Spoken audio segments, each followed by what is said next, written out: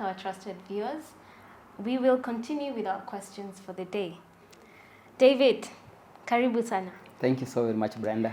So, are there risk management standards?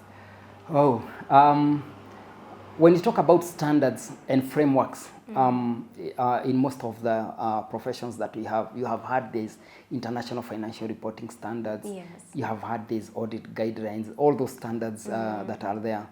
Primarily, they are there to provide guidance on how people will do whatever they are supposed to do.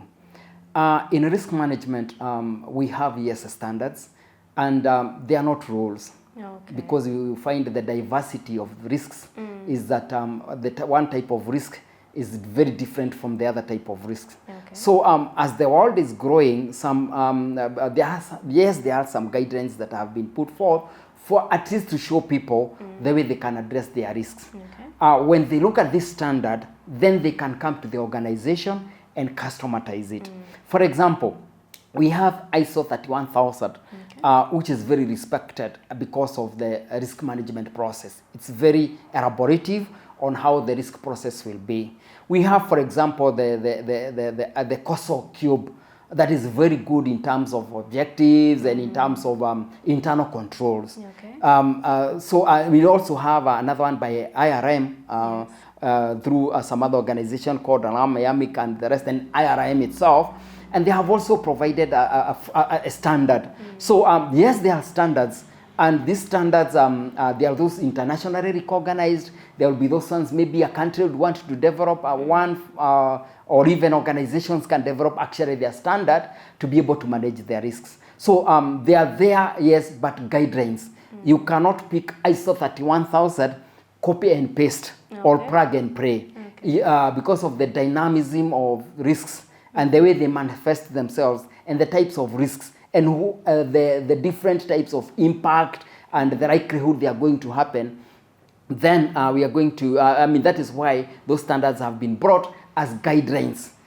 You find there the principles, there's the guidelines, and there's the principles, there is the framework, and now there's the process itself. For example, in the ISO 31000. Okay. So what I understand is that risk management standards are guidelines. Yes, they and they're not rule-based. Yes, they are guidelines. They are not rules that you have to follow.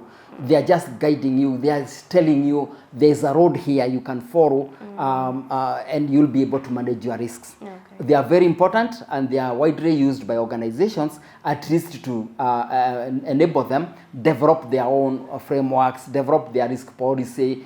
All those, they are guided by these standards, which are internationally accepted. Okay. I usually hear the word enterprise risk management. How is it different from risk management?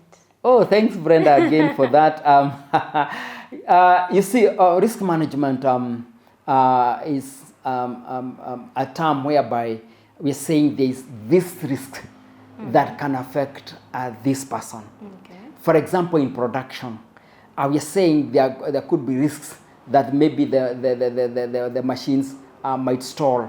And then the impact is that we will not have production that day. Yes. You see, that risk is very different from another one within the finance department, that there will be fraud risks. Okay. But now the question is, these two departments, they are working under the same umbrella. Yes.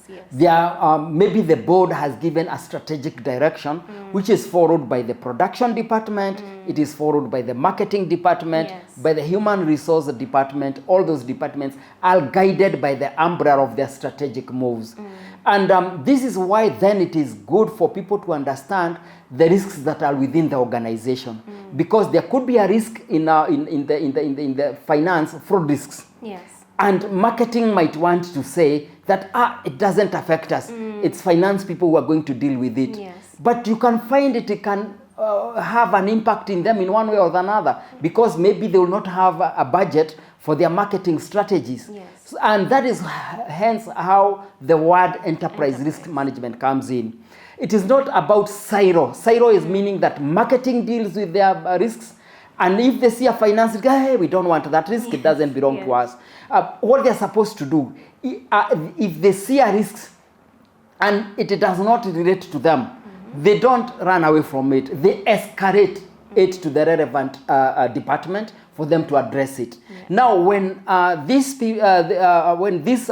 departments are intertwined in identification and addressing risks, and they are integrated, they are all now focusing into the strategic goals of the organization. Now that is enterprise risk management, whereby risks are not dealt as a silo, but they are dealt with as a corporate. The processes are across. And the key thing that I've said is that if the HR department finds a risk that does not relate to them, it relates to marketing people, they don't keep quiet.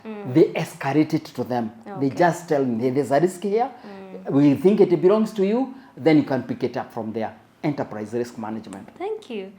Therefore, enterprise risk management moves across the whole organization. Yes, and risk is for everyone. Yeah. Of course, there is the risk owner, and there will be the risk actioner who is going to action on these risks. The risk owner can delegate that risk to the actioner, but it doesn't mean that that risk is seen in an organization and is isolated because the relevant person is not around. It's supposed to be picked, and everyone in the organization culture, there's something called the risk-aware culture, that everybody within an organization has a culture of awareness that there could be risks that could hit the organization. If there is intrusion, for example, in an organization, and it is the accountant who has seen that there is intrusion into their network. Yes. No, he cannot keep quiet and say it's about the IT people. Yes. They need to have identified this. No, he's supposed to escalate it now to the IT department. Yes. In that integration kind of an enterprise risk management. Oh, thank you so much. Thank you so very much, Brenda. Well, viewers, that was it for today. For more of this content, subscribe, like, share, and comment. See you on the next video.